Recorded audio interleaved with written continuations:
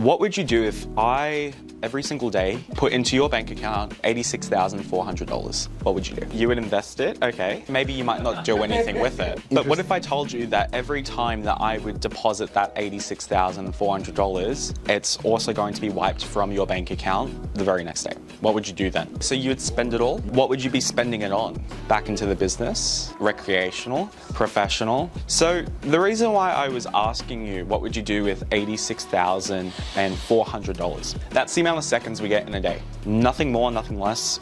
No matter what, it's always going to be the exact same amount of time. But it's what you do with the 86,400 seconds that decides whether you are going to be a leading maintenance company or you're just going to be another one just trying to make ends meet. There's no secret formula, there's no get-rich-quick schemes or anything like that. It comes down to two choices that you have.